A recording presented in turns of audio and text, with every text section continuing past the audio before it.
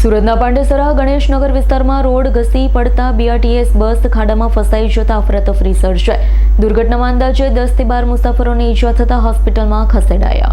સુરતના પાંડેસરા વિસ્તારમાં આવેલા ગણેશનગર પાસે ગોકુલધામ આવાસ સામે અચાનક રોડ બેસી જતા બીઆરટીએસ બસનો આગળનો ભાગ ઊંડા ખાડામાં ફસાઈ ગયો। અકસ્માતના બસમાં સવાર 10 થી 12 જેટલા મુસાફરોને ઈજા તથા તાત્કાલિક 108ને જાણ કરાઈ, જેથી ઘટનાની જાણ થતા 108 એમ્બ્યુલન્સ અને પોલીસ ટીમ તાત્કાલિક સ્થળ પર પહોંચી ઈજાગ્રસ્ત મુસાફરોને સારવાર માટે નજીકની સિવિલ હોસ્પિટલમાં ખસેડવામાં આવ્યા। જ્યારે અકસ્માતને લઈ આખા વિસ્તારમાં ભારે ભીડ અને અફરાતફરીનો માહોલ જોવા મળ્યો હતો। આપનું નામ કયા ડિપાર્ટમેન્ટને આવો છો તમે? હું તો ડ્રેનેજ વિભાગમાં છું। જે રસ્તો ખાડો પડ્યો છે કઈ રીતના જોયો છો તમે? પાણી જે ઉભરાઈ રહ્યું છે તો પાણી લીકેજ લાગે છે પાણીની લાઈન।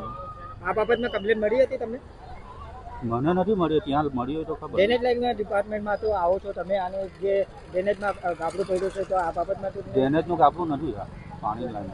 તો પાણીનો ગાબડું પડ્યું છે એમાં આપણે કમ્પ્લેન નહીં મળી? મને નથી મળી। ઘણી વખત કમ્પ્લેન કરવા છતાં નિરાકરણ નથી। સ્થાનિક લોકોએ કીધું છે કે કમ્પ્લેન કરવા છતાં નિરાકરણ નથી। આનામાં સ્થાનિક લોકોએ કમ્પ્લેન કરી છે? સ્થાનિક લોકોએ કમ્પ્લેન કરી હોય પણ અમારું ડિપાર્ટમેન્ટ અલગ છે। અત્યારે જે ઘટના બની છે કઈ રીતના તમે પછી અત્યારે જોઈ શકો? તમારા એસએમસીમાં નહીં આવતું? આ એસએમસીનું જ છે। તમે સ્વીકારો છો ને આ ઘટના એટલે બેદરકારી છે એમાં? એ તો બેદરકારી તો છે જ, અહીંયા બેરિકેડ કરવું જોઈએ છે। કેમ નથી કરવામાં આવ્યું? ભાઈ પાણી ખાતાવાળાને આવડો ને એ લોકોને સવાલ કરજો તમે। आपका नाम? नाम बुद्ध से।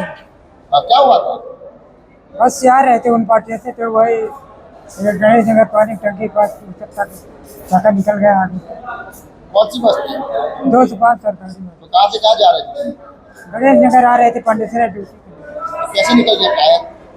टायर अब चलते चलते गाड़ी आई है, निकल गए। तो तुम्हें चोट कैसे लगी?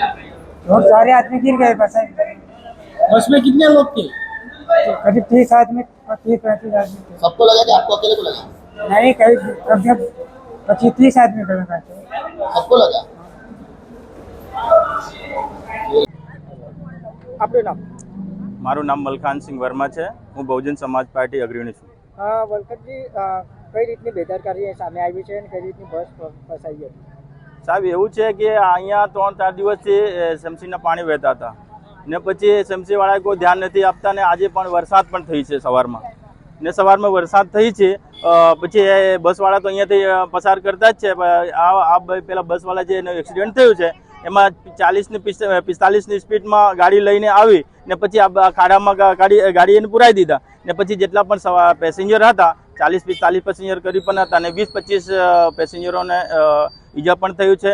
અને પછી ઈજા થઈને પછી કોઈના કાનમાં વાગ્યું, કોઈના હાથમાં વાગ્યો, કોઈના પગમાં વાગ્યો, બધું જગ્યા વાગ્યું લે પછી એમ્બ્યુલન્સ બોલાવીને પેલા સ્થાનિક હોસ્પિટલમાં પણ લઈ ગયા અને પછી સિવિલમાં પણ લોકોને લઈ ગયા છે। કેટલી બેદરકારી ગણાય છે કે રસ્તો ચાલુ જ બનાવવામાં આવ્યો છે અને જે રસ્તામાં જે બસ છે ખકડાઈ હતી? સાહેબ, હમણાં એ રસ્તા તો આપણા નવા જ છે, કોઈ જૂનું રસ્તા નથી। એ તો એ શમશીનું કામ જ છે, ખાલી ચૂપરવાનું કામ કરે છે ને કોન્ટ્રાક્ટરને આપીને પૈસા ઉઘરાનું બધું કામ એ લોકોને ચાલ્યા જ કરે। એ તો કંઈ દોરાય નથી પણ એવું નહીં થવા જોઈએ ને। ડ્રાઈવર કંડક્ટર જે પણ છે આ બસના એને પણ કાયદે પ્રમાણે એને જે પણ સજા કરવો પણ જોઈએ, કારણ કે બહુ જ સ્પીડમાં ગાડી લાવતો હતો। કયો વિસ્તાર છે? આ વિસ્તાર છે વડોદ ગામ, વડોદ આવાસ। Bureau report S9 news Surat. અમારી તમામ માહિતીથી અપડેટ રહેવા માટે જોડાયેલા રહો S9 ન્યૂઝ સાથે।